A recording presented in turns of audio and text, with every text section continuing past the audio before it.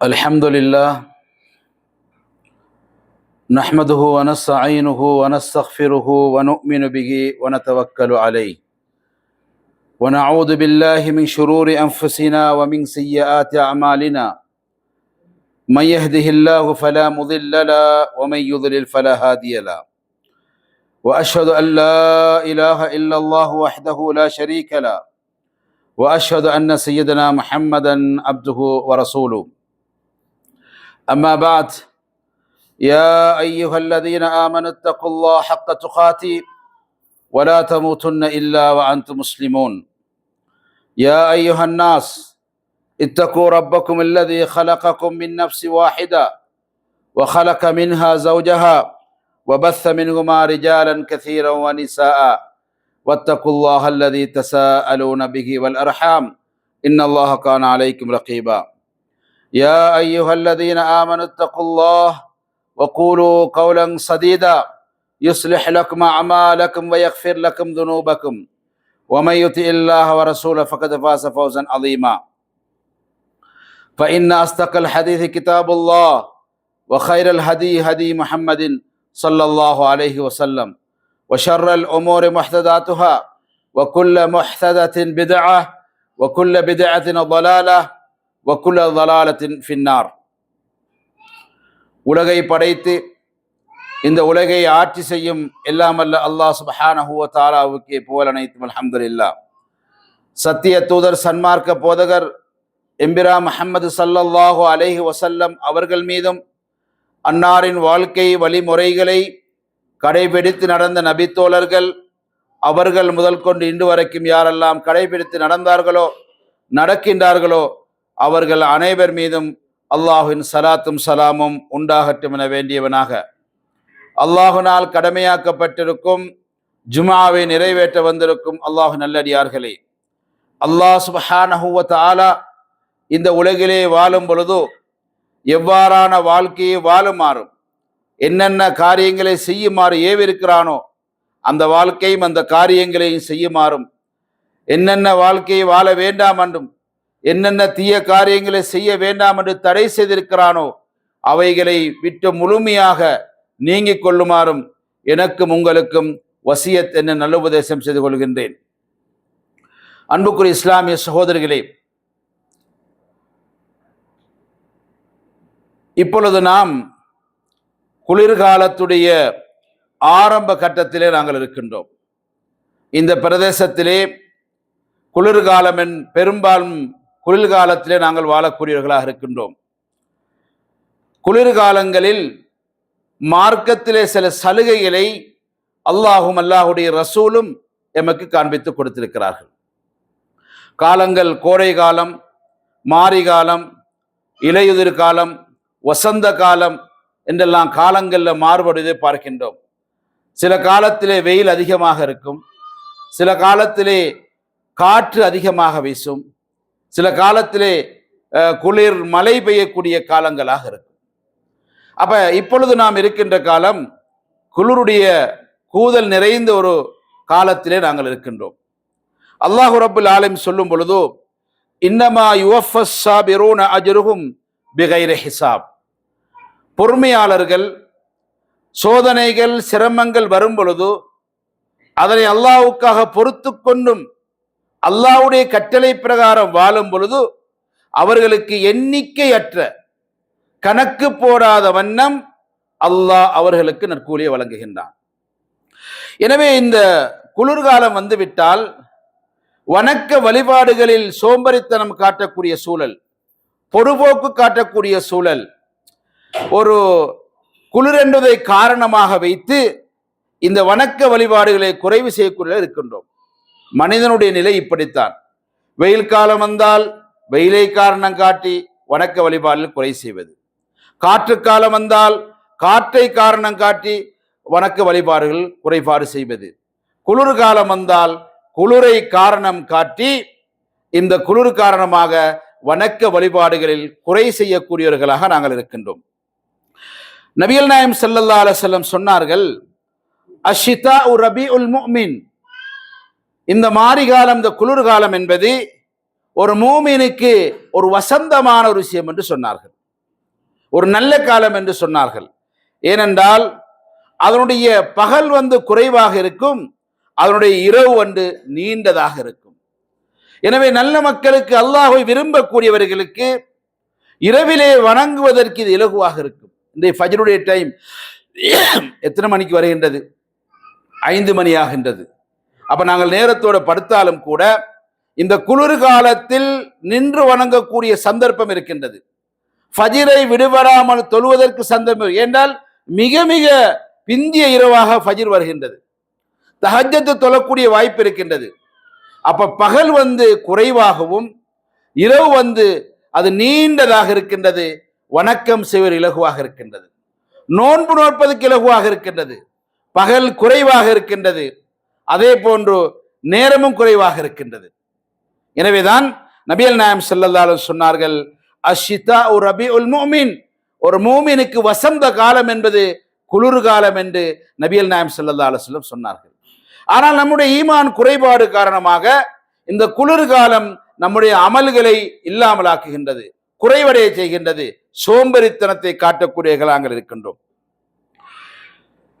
நபிகள் நாயகம் ஸல்லல்லாஹு அலைஹி வஸல்லம் சொன்னார்கள், அலா அதுல்லுக்கும், உங்களுக்கு நான் அறிவிக்கட்டுமா உங்களுடைய பாவங்கள் மன்னிக்கப்படுவதை, உங்களுடைய அந்தஸ்துக்கள் உயர்த்தப்படுவதையும் நான் உங்களுக்கு அறிவிக்கட்டுமா என்று கேட்டொழுது, பலா யா ரசூலல்லாஹ், அல்லாஹ்வுடைய ரசூலே, ஏன் நீங்க சொல்லித்தரக்கூடாது, அதனை நீங்கள் எங்களுக்கு சொல்லித்தாருங்கள் என்று கேட்கிறார்கள்.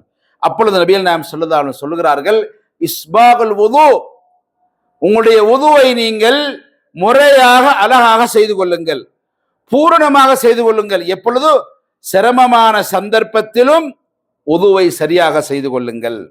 இப்ப குளுடைய காலம், ஏதோ தானோன்னு செய்யக்கூடாது, அரைகுறையாக செய்யக்கூடாது. அந்த உதுவை நாங்கள் சிரமமான நேரத்தில் முறையாக செய்யும் பொழுது அல்லாஹ் எங்களுடைய பாவங்களை மன்னிக்கிறான், அல்லாஹ் எங்களுடைய அந்தஸ்துக்களை உயர்த்துகிறான் என்று நபிகள் நாயகம் ஸல்லல்லாஹு அலைஹி வஸல்லம் சொன்னார்கள். மேலும் சொன்னார்கள், உங்களுடைய பாவங்கள் மன்னிக்கப்படணுமா, அதுக்காக நீங்கள் செய்ய வேண்டியது பள்ளி வாயில்களுக்கு அதிகமான எட்டுக்களை வைத்து செல்லுங்கள் என்று சொன்னார்கள். பள்ளி வாயில்களுக்கு நடந்து செல்கின்றோம், அதிகமான எட்டுக்களை எடுத்து வைக்கின்றோம். ஒரு பள்ளி வாயிலுக்கு 5 நிமிடம் நடந்து போகின்ற அளவுக்குத்தான் இங்கே பள்ளி வாயில்கள் எல்லாம் இருக்கின்றது. நாம் தங்கி இருக்கின்ற வீடுகளாக இருக்கட்டும், நம்முடைய அறைகளாக இருக்கட்டும், நம் வேலை செய்கின்ற பணிமனைகளாக இருக்கட்டும், அந்த இடத்திலிருந்து பள்ளி வாயிலுக்கு சொல்வது என்பது ஒரு 5 நிமிடத்துக்குள்ளதாக இருக்கின்றது. ஒரு நிமிடம் 2 நிமிடம் முன்ன பின்ன இருக்கலாம், ஆனால் அதற்கு கூட செல்வதற்கு நம்முடைய மனதில் இடமில்லாமல் இருக்கின்றது. எனவே அன்புள்ள சகோதரர்களே, பாவங்களை அழிக்க வேண்டும் என்பதற்கு நபிகளார் மலைகளை போன்று நன்மைகளை செய்யுங்கள் என்று சொல்லவில்லை, பல்லாயிரக்கணக்காக அள்ளி செலவழிங்க என்று சொல்லவில்லை. உங்களுடைய பாவங்கள் மன்னிக்கப்பட வேண்டுமா, சிரமமான நேரத்திலும் உதுவை முறையாக செய்யுங்கள். எட்டுக்களை எடுத்து வைத்து பள்ளி வாயில்களுக்கு செல்லுங்கள். ஒரு தொழுகையை தொழுதுவிட்டு இன்னும் ஒரு தொழுகைக்காக நீங்கள் எதிர்பாருங்கள். இதை செய்வீர்கள் என்றிருந்தால் உங்களுடைய பாவங்கள் மன்னிக்கப்படும் என்று சொன்னார்கள். என்னுடைய குளிர் காலத்திலே பள்ளி வாயில்களை செல்வதென்பது ஒரு சிரமமான சூழலாக எங்களை ஆக்கியிருக்கின்றோம். இதிலே நான் எங்களை மாற்றிக்கொள்ள வேண்டும்.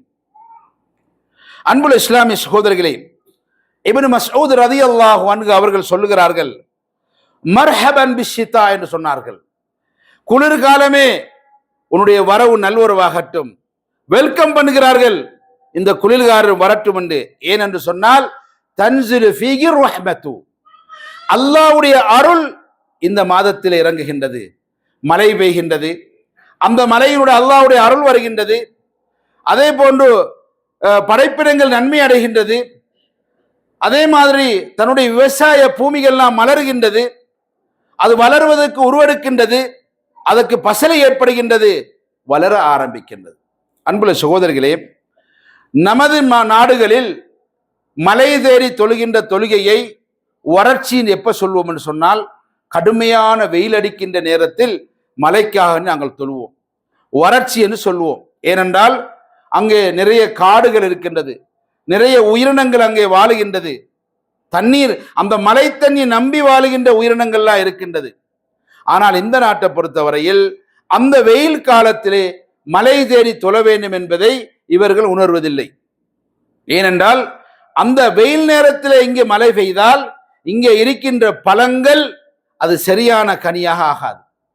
விசேஷமாக ஈத்தம்பழம் என்பது அந்த வெயில் நேரத்திலே மழை பெய்து விட்டால் அதனுடைய சுவை மாறிவிடும், அது கீழே விழுந்து விடும், அது பழுக்காது. இங்கே இருக்கின்ற அந்த வெயிலுக்குத்தான் அது பழுக்கணும். அதனால சென்ற வாரம் கூட இந்த நாட்டுடைய மன்னர் அறிவிப்பு கொடுக்கிறார், எல்லாரும் மழைக்காக தொழுங்கள். இப்பதான் குளிராயிற்று, ஆங்காங்க மழை பெய்யுது, இப்ப எதுக்கு நாங்கள் அவசரப்பட்டு தொழறோம்னு சொன்னால் இந்த நாட்டுக்கு இப்பதான் மழை தேவை. இப்ப மழை பெஞ்சாதான் மரங்கள் எல்லாம் செழிக்கும், வளரும், பூக்களை உருவாக்கும், அதோட இலைகள் எல்லாம் மலரும். இப்ப தேவையாக இருக்குது. எனவேதான் அந்தந்த பிரதேசத்துக்கு எப்ப தேவையோ அப்ப அதை பெற்றுக்கொள்ளலாம். எனவேதான் இப்னு மஸ்ஊத் ரலியல்லாஹு அன்ஹு சொன்னார்கள், அல்லாஹ்வுடைய அருள் இந்த மாரி காலத்தில் இறங்குகின்றது.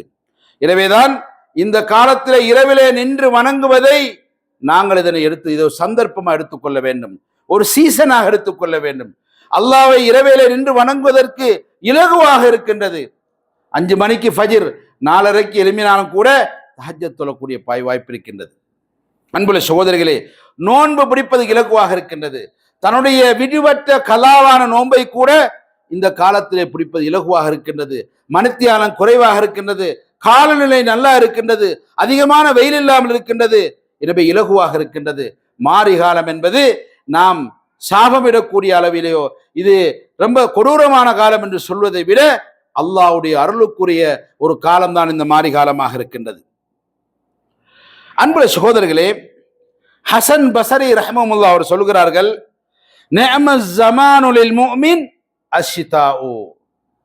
இந்த மாரி காலம் என்பது ஒரு முஃமினுக்கு நல்ல காலம், சிறந்த காலம், நிஅமத்து பொருந்திய காலம் என்று சொல்கிறார். எனவே நாம் நம்மிடத்தில் இருக்கின்ற பொடுபோக்கு, சோம்பரித்தனம், கண்டுகொள்ளாத நிலை, இவைகளை மாற்றி நன்மைகளை சம்பாதிக்கக்கூடிய ஒரு காலமாக இந்த மாரி காலத்தை நாங்கள் ஆக்கிக் கொள்ள வேண்டும். இந்த காலத்திலே சில சட்டதிட்டங்களை நாங்கள் தெரிந்து கொள்ள வேண்டும். நம்முடைய மார்க்க அடிப்படையில் குளிப்பது கடமையான சந்தர்ப்பங்கள் இருக்கின்றது. ஜனாபத்தினூடாக நாங்கள் குளிக்க வேண்டும். குளிப்பு கடமையாக கூடிய கணவன் மனைவி சேர்வது, அது தூக்கத்தினோட ஏற்படக்கூடிய அந்த திரவத்தின் மூலமாக நாங்கள் குளிப்பது கடமை. அதே போல மாதவிடாய் ஏற்படக்கூடிய பெண்கள் குளிப்பது கடமை, அதனுடைய முடிவில் கடமை அவர்கள் குளிப்பது. அதே போன்று பிள்ளைகளை பெற்றுக்கொண்டவர்கள் சுத்தமாகி தன்னுடைய அந்த நிலை மாறும் பொழுது அவர்கள் குளித்துக்கொள்வது கடமை, மார்க்கத்தில் கடமை. இந்த கடமை குளிர்காலத்தில் வரும் பொழுது நாங்கள் எவ்வாறு செய்து கொள்வது? தண்ணீரை தொட முடியாது, மலசலங்களுக்கு போனாலும் கூட அந்த தண்ணீர் மூலமாக சுத்தம் செய்வது சிரமமாக இருக்கின்றது, கடுமையான குளிராக இருக்கின்றது. இந்த சந்தர்ப்பத்தில் நாம் எவ்வாறு செய்வது? யாருக்கு குளிர் தண்ணியை உபயோகிக்க முடியுமோ அவர்கள் உபயோகித்த அந்த குளிப்பை நிறைவேற்ற வேண்டும். முடியாதவர்கள் அந்த நீரை சுடுதண்ணியாக மாற்றி தன்னை குளிப்பதற்குரிய ஏற்பாடு செய்வதற்கு மார்க்கத்தில் அனுமதிக்கின்றது. அதற்கு முடியாதவர்கள் குளிர் தண்ணியோடு சுடுதண்ணியை கலந்து தன்னை குளிப்பதற்கு மார்க்கத்தில் அனுமதி இருக்கின்றது.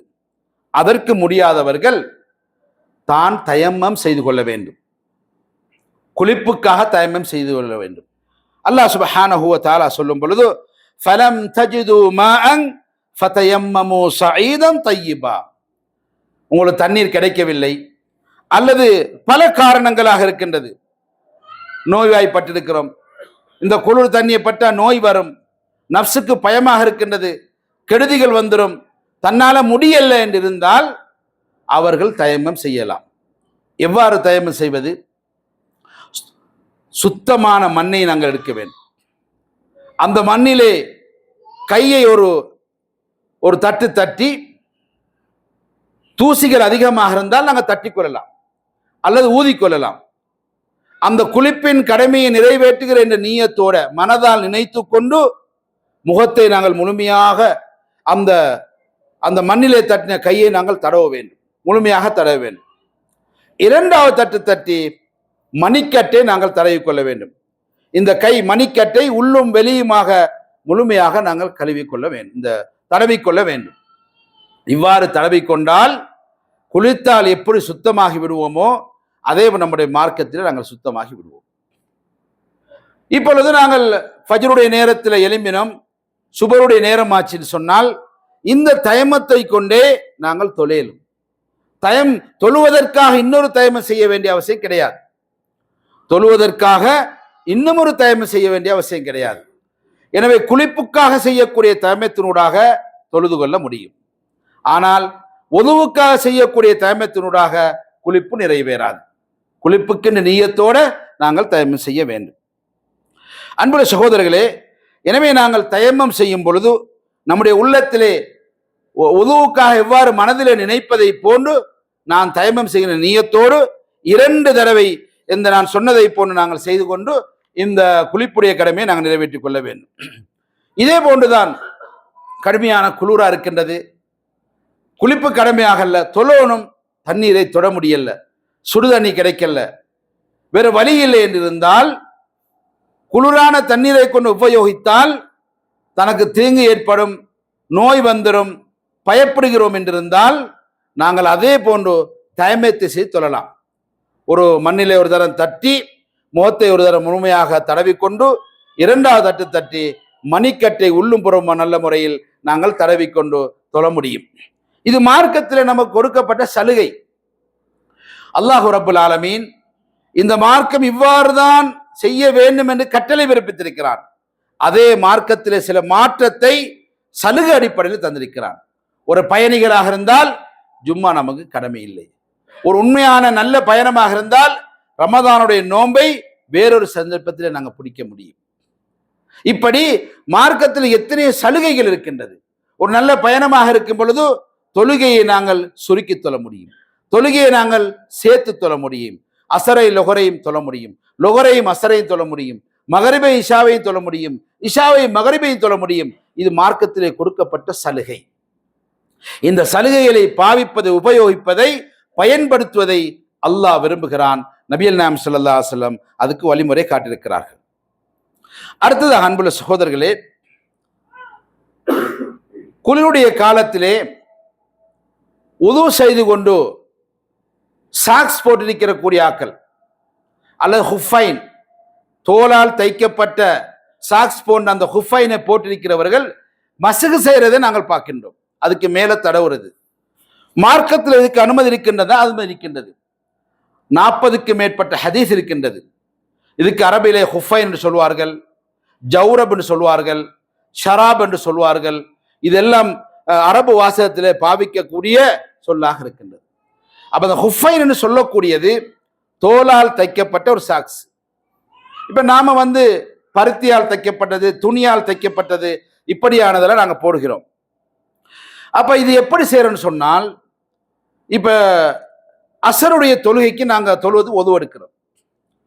மகரிப் இஷாவுக்கு ஒது எடுப்பது கஷ்டமாக இருக்கின்றது, குளிராக இருந்து சொன்னால் நாங்கள் மகரிபுக்கு ஒது எடுத்ததுக்கு பிறகு காலை துடைத்து கொண்டு நம்ம சாக்ஸை போடணும்.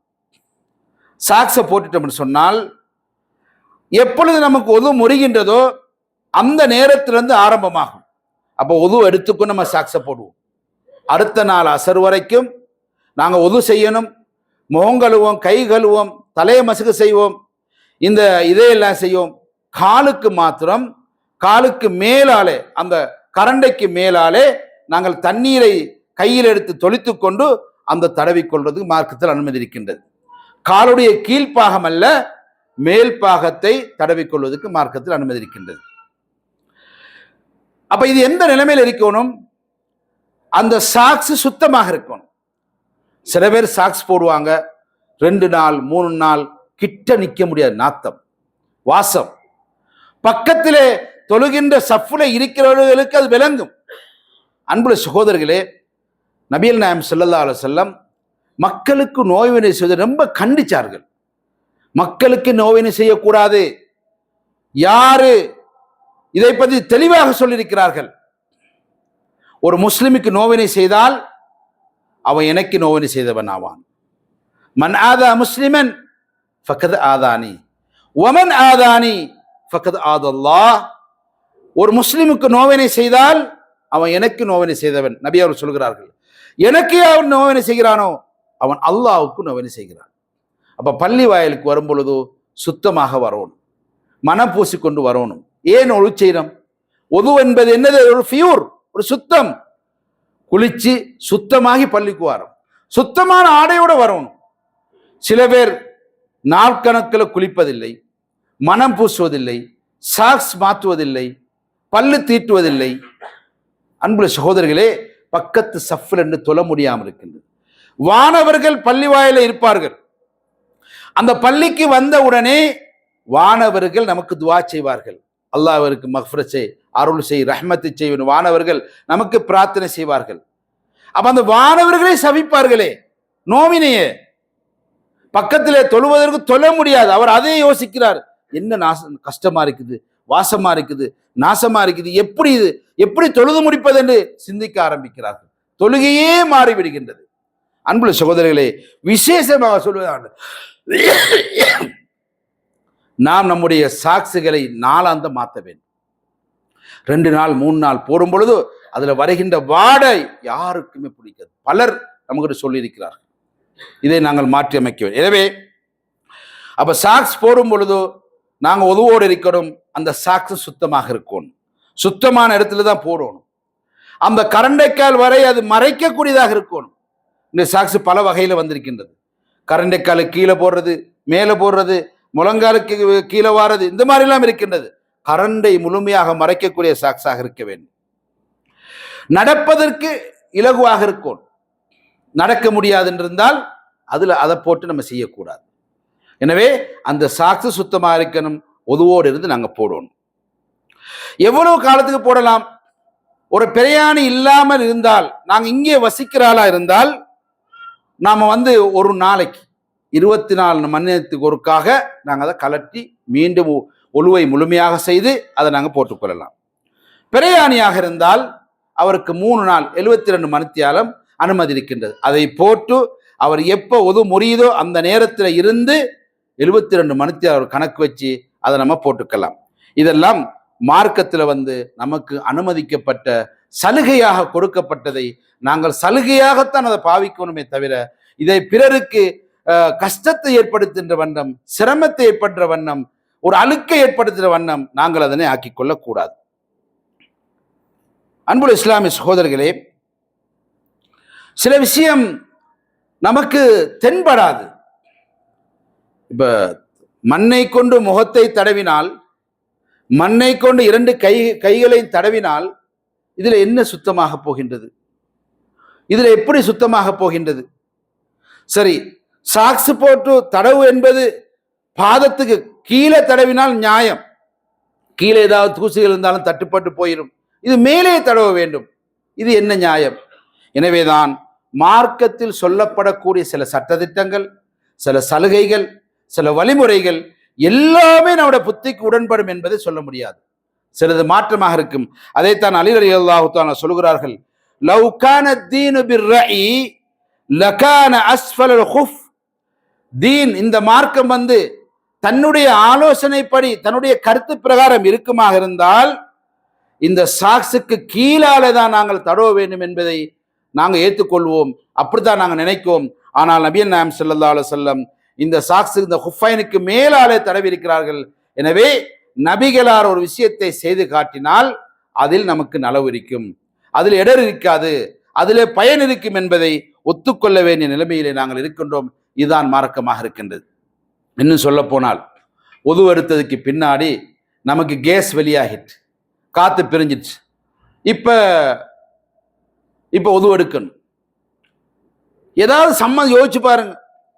காத்து பிரிவதன் ஊடாக எதுக்கு நம்ம ஒலி செய்யணும்?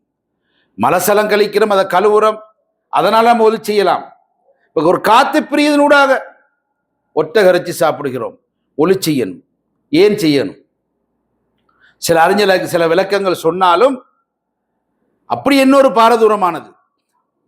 அன்புள்ள சகோதரர்களே, நபிகள் நாயகம் ஸல்லல்லாஹு அலைஹி வஸல்லம் விஷயத்தை நமக்கு வழிகாட்டினார்கள் சொன்னால் அதிலே நலவு இருக்கின்றது. இந்த ஒட்டகரைச்சி சாப்பிட்டால் ஒது முறியும் என்று ஹதீஸில் இருக்கின்றது. அதுக்கு சில அறிஞர்கள் சொல்லக்கூடிய கருத்து என்று சொன்னால், ஒட்டகம் ஒரு கோபம் உள்ள மிருகம். எனவே அதை சாப்பிடும்போது உணர்வு ஏற்படும். அதனால் நீங்கள் உங்களை ஒலி செய்து கொள்ளுங்கள். ஒட்டக இறைச்சி சாப்பிடுவதால் காமசக்தி கூடும், அதனால் நீங்கள் ஒளி செய்து கொள்ளுங்கள்.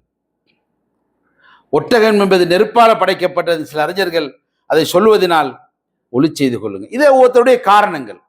ஆனால் நபிகள் நாயகம் ஸல்லல்லாஹு அலைஹி வஸல்லம் ஒட்டக இறைச்சி சாப்பிட்டால் உங்களுக்கு ஒளி முறிஞ்சிவிடும், நீங்கள் மீண்டும் ஒளி செய்து கொள்ளுங்கள் என்று சொன்னால், அதை நாங்கள் சிந்தித்து தன்னுடைய சொந்த பிரகாரம் யோசிப்பதை விட நபிகளார் காட்டியதிலே நல்வழி இருக்கின்றது என்பதை நாங்கள் யோசித்து அதனை செய்வதற்கு நாங்கள் முயற்சிக்க வேண்டும்.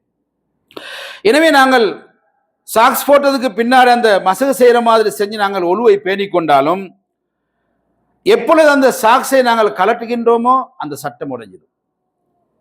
எப்பொழுது அந்த காலம் முடிகின்றது, ஒரு ஊரில் இருக்கும் போது ஒரு நாள் டைம் ஆயிட்டு இருந்தால் அது முறிஞ்சுவிடும். அதே போன்று ஒதுவை முறிக்கக்கூடிய எந்த காரியம் நடந்தாலும் அந்த சாக்ஸ் போட்டு நம்ம ஒது செய்யக்கூடிய சூழலும் அதுவும் முறிந்துவிடும். இது அதிகமாக நாங்கள் குளிருடைய காலங்களிலே இவைகளை செய்வதனால் இந்த விஷயத்தை நாங்கள் கவனத்தில் எடுக்க வேண்டும். எனவே அன்புள்ள இஸ்லாமிய சகோதரர்களே, இந்த குளிர்காலம் வந்தாலும் நபிகள் நாயகம் ஸல்லல்லாஹு அலைஹி வஸல்லம் வணக்கங்களை செய்வதற்கு நமக்கு இலகுவாக்கியிருக்கிறார்கள். இப்போ சாக்ஸ் போட்டு ஒது செய்வதற்கு இந்த சந்தர்ப்பம் எதுக்கு கொடுத்தது? தூங்குறதுக்கா? கிடையாது. சுத்தி திரிவதற்கா? கிடையாது. வணக்க வழிபாடுகளில் நாம் ஈடுபடுவதற்கான ஒரு வசதியை, ஒரு இலகுவை நபிகள் நாயகம் ஸல்லல்லாஹு அலைஹி வஸல்லம் காட்டி தந்திருக்கிறார்கள்.